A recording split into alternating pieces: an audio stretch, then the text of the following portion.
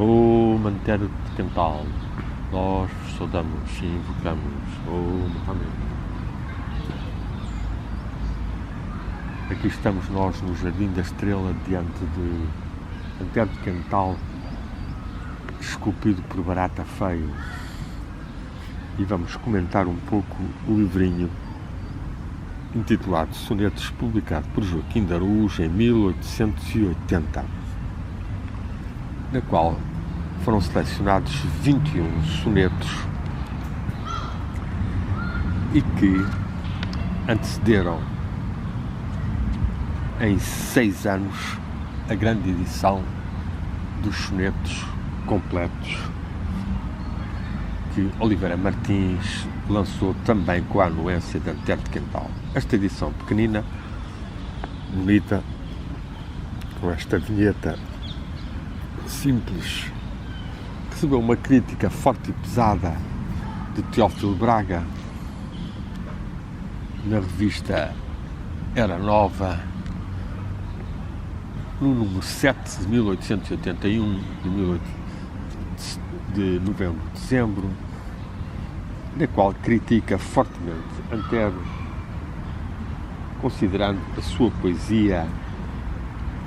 como incoerente e como tendo uma dimensão que indiciava um espírito doente, uma volúpia da morte e ter-se entregue a uma inanimidade mística. Teófilo estava em pleno positivismo e criticava fortemente também um outro autor, Freitas e Costa, considerando também como pintando com uma imaginação o que não podia obter. Antero de Cantal, nestes 21 sonetos, de facto, não dá uma nota muito otimista e a morte predomina nestes poemas. Uma visão da morte constante, uma morte que é amada, que é desejada, uma morte que no seu nível mais elevado e filosófico se prende com a morte de uma visão passada e ultrapassada de Deus, do Deus Jeová,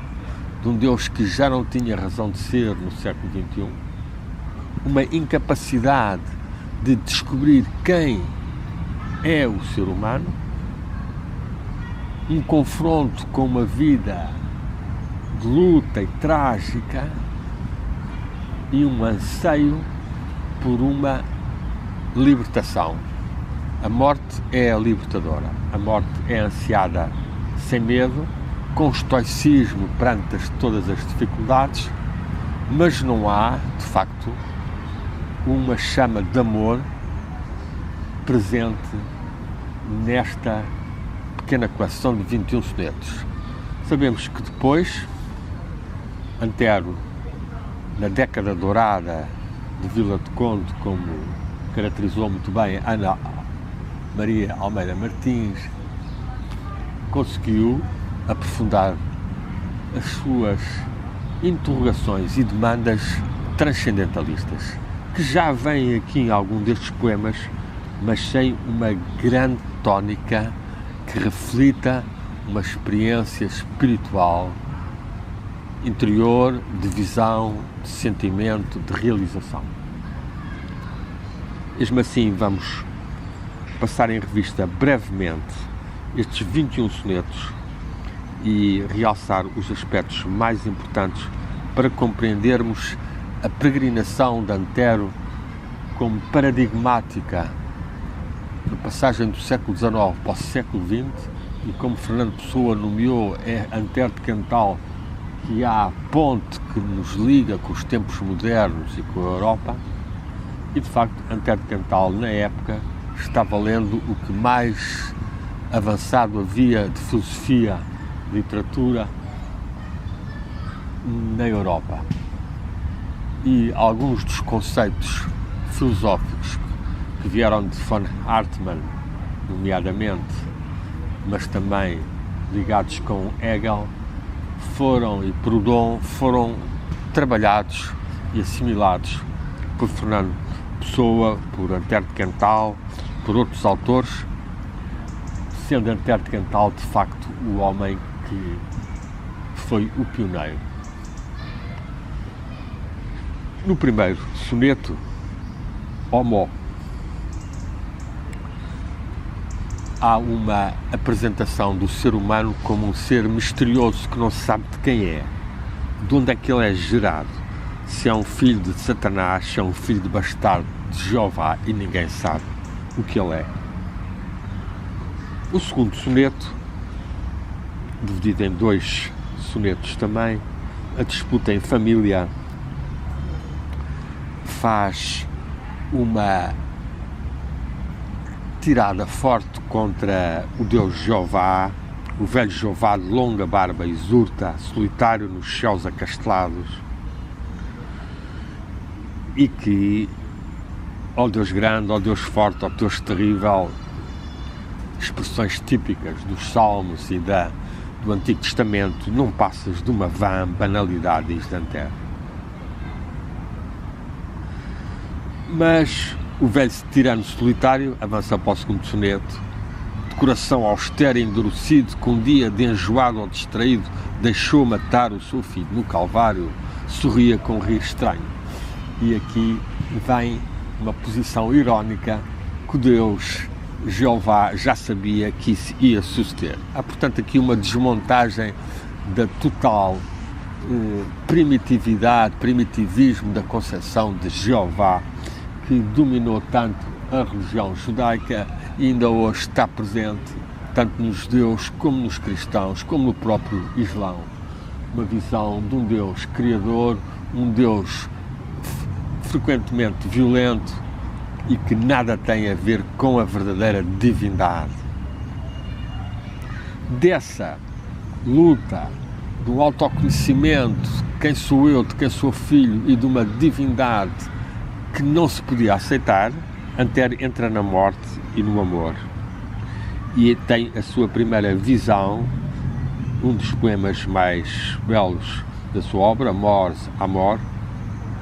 em que vê um cavalo montado por um cavaleiro,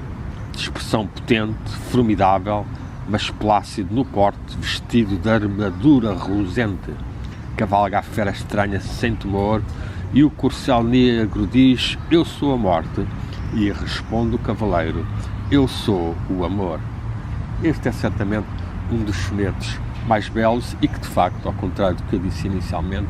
aqui há uma chama do amor presente, que não vai manter-se muito tempo acesa, mas que é assinalada aqui muito bem espiritualmente, porque é realmente o cavaleiro que tem que saber dominar os cavalos da dualidade,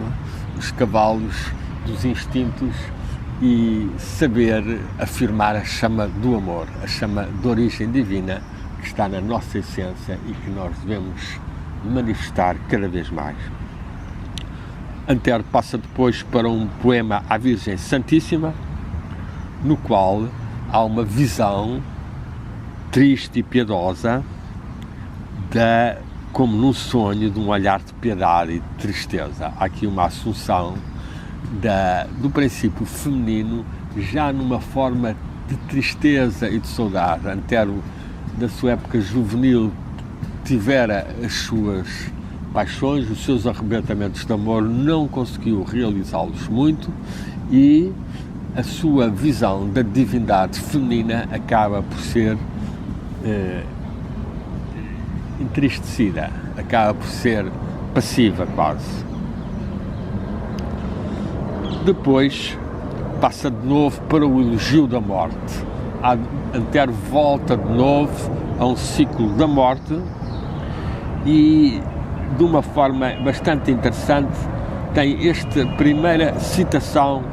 do famoso morrer é ser iniciado. Vem da antologia grega palatina, esta frase fabulosa, que Fernando Pessoa também irá utilizar no seu poema Iniciação, e que assinala tanto a ideia de que todos nós, quando chegamos ao momento da morte, seremos iniciados, entraremos num caminho novo, que não sabemos, como também há que morrer para certas coisas para entrarmos em realizações espirituais. Morrer é ser iniciado. Morrer em desilusões, morrer em assistir, é ser iniciado numa certa realização espiritual. Neste elogio da morte, Antero encontra-se a ser acordado pelo inconsciente. Este inconsciente é uma expressão que vem muito do Eduardo von Hartmann, inconsciente, que é um outro nome para o absoluto, para a divindade, e que Antero vai considerá-lo como um ser que está dentro dele e que o sacode e o acorda, e fica apenas um grande silêncio e um sinal da morte. No soneto seguinte deste elogio da morte, Antero, utilizando uma imaginação e não tanto uma visão espiritual, vai tentar meditar, entrar pelos mundos infinitos, mundos estranhos, uma viagem pelo ermo espaço, e os abismos de Nirvana aparecem-lhe na muda imensidade,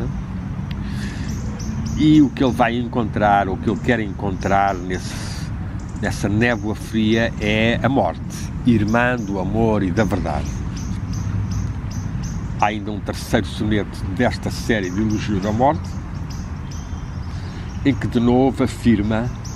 que ele vai avançando nestas legiões iluminadas, tentando fixar o olhar profundo desta morte, que ao mesmo tempo é também amor, e portanto uma funesta Beatriz que ele ama. Beatriz de Dante, a musa e guia de Dante no caminho para o paraíso, e que em Antero há aqui este culto da morte desta época, muito praticado por uma série de poetas. É ela que guia e é uma morte, uma mulher, um espectro, ao mesmo tempo belo e funéreo. O quarto soneto é ainda parte deste elogio da morte, e de novo confessa que afinal só agora ele vai começando a realizar como ele ama esta luz íntima que é a morte, a irmã coeterna da minha alma. O quinto e o sexto soneto são ainda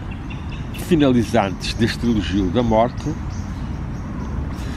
na qual ainda tenta ver nos olhos dessa mulher, morte, amor, libertador, que estão lá os lemas do ideal, e que é nela que ele se vai dissolver, que ele vai: dormirei no teu seio inalterável, na comunhão da paz universal,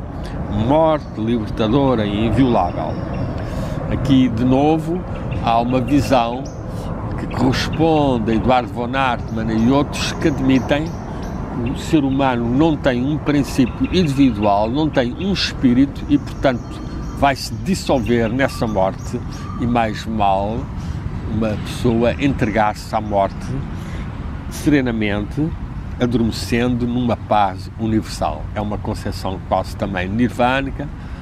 do budismo, mas que não corresponde,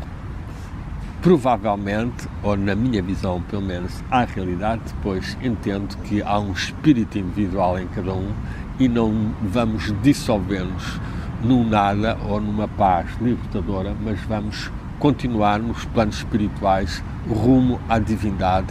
e cada um de nós individualizado. O sexto soneto é um soneto que o Antero afirma esse aspecto mais elevado, e onde ele pode ter alguma razão, que é a morte é também, no seu nível último, é o não ser. O não ser que é anterior à manifestação e ao ser, e onde provavelmente todo o cosmos um dia poderá retornar. E então só quem teme o não ser é que se assusta com o teu vasto silêncio mortuário, noite sem fim, espaço solitário, noite da morte tenebrosa e augusta. E depois vai terminar com o terceto: talvez seja pecado procurar-te, mas não sonhar contigo e adorar-te, não ser que és o ser único, absoluto. Este não ser é evidente que é um nível elevadíssimo e que onde nós poderemos eventualmente todo o cosmos, toda a manifestação chegar no fim de bilhões e bilhões de ciclos de manifestação, e que de forma alguma seja algo que nos é possível neste momento pensar ou desejar. Destes ciclo de elogio da morte, Antero, na escolha de Joaquim de Araújo, e calculo que tenha sido aceito por Antero, passa-se para a Divina Comédia, onde os homens e os deuses dialogam, e os deuses dizem: não fomos nós que vos criámos, vós é que nos criastes. Onde Antero põe, de facto, uma relativização de todas as nossas concepções de deuses, que muitas vezes são meramente projeções do ser humano sobre as forças da natureza, ou então sobre a potência divina, ou sobre, sobretudo, as suas próprias forças e facetas interiores. No soneto seguinte, intitulado No Turbilhão, Antero deixa sair de si alguns dos momentos que poderá ter tido, de facto, de sonhos, de pequenas visões, de vozes, de sons que são fantasmas, ora dele próprio, ora do universo, e que só podem dizer ai de mim, ou ai quem sou eu, na sua evanescência e na sua fragilidade. O poema Quia Eternus, dedicado a Joaquim de Araújo, é um poema, um soneto em que Antero afirma a espiritualidade do ser humano não pode ficar presa a criações de deuses limitados, mas também não consegue facilmente matá-los só pelo pensamento. Essas forças ficaram dentro do ser humano, e mesmo os que são ateus ou que criticam a divindade, de volta e meia tremem e empalidecem perante o mistério. E há, portanto, essa interrogação sobre quem é o eterno. E então a resposta vem de novo no soneto seguinte, a morte libertadora. A morte libertadora, de novo, aparece um poema daqueles que poderá ter influenciado o Fernando Pessoa, com o Gládio de Luz, e sabemos que Fernando Pessoa leu muito Antero, traduziu mesmo muitos dos seus sonetos para inglês, elogiou, considerou também um membro, ou que tinha estado nas provas da Ordem Espiritual de Portugal, e, de novo, há aqui um cavaleiro que vem armado com um gládio de luz, que, se esta espada que empunho é coruscante, responde o negro cavaleiro andante, é porque esta é a espada da verdade. Firo, mas salvo, prostro e desbarato, mas consolo, subverto, mas resgato, e sendo a morte, sou a liberdade. Aqui, morte liberatrix, a morte libertadora. Antero afirma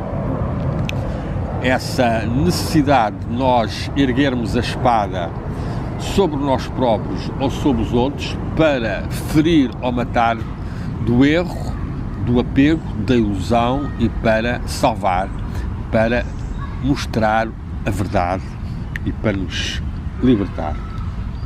O soneto seguinte entra de novo no inconsciente, intitula-se mesmo Inconsciente e vai trabalhá-lo não numa linha apenas de um absoluto exterior, mas também como um espectro familiar que anda com ele. Esta é uma intuição de Antero interessante, porque nós sabemos que este espectro familiar pode ser o nosso espírito interior, o nosso daimon, o gênio de Sócrates, que sabemos que o acompanhava e que por vezes lhe dizia o que é que ele não devia fazer, ou até o que ele podia fazer, e que foi tema de alguns livros de Plutarco e de outros autores importantes da antiguidade, tentando aproximar-se desse misterioso gênio ou anjo, e que Antero aproxima este inconsciente de Deus, mas que ele próprio não sabe como se chama. Pronto, Antero não tem aqui essa experiência iniciática do gênio familiar já como anjo ou como seu espírito, ainda que ele depois mais tarde venha a afirmar em cartas a Fernando Leal a outros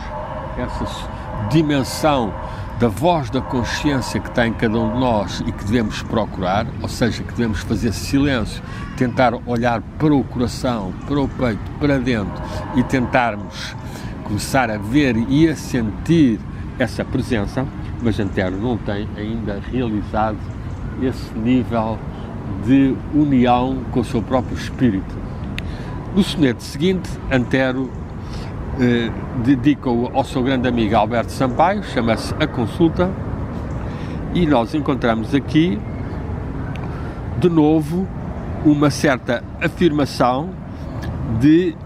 uma certa desilusão de nós conseguirmos ter uma valorização da vida suficientemente forte para ultrapassarmos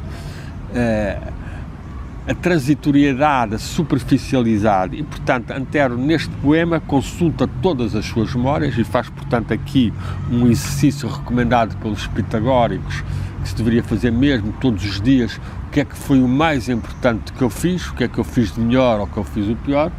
ou então, o que eu também acho importante, as pessoas voltem e meia meditarem um pouco no que fizeram de melhor em toda a sua vida, aos grandes momentos, para daí ganharem certas forças. E Antero, ao fazer isso, essas coisas respondem-lhe não valeu a pena. Sabemos que mais tarde, Antero, noutros sonetos, nomeadamente alguns de busca como cavaleiro do palácio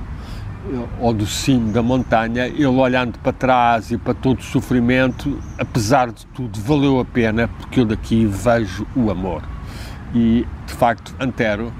viveu sempre nesta ambivalência mors-amor, amor-morte. Foi um cavaleiro do amor, mas não conseguiu ter tanto essa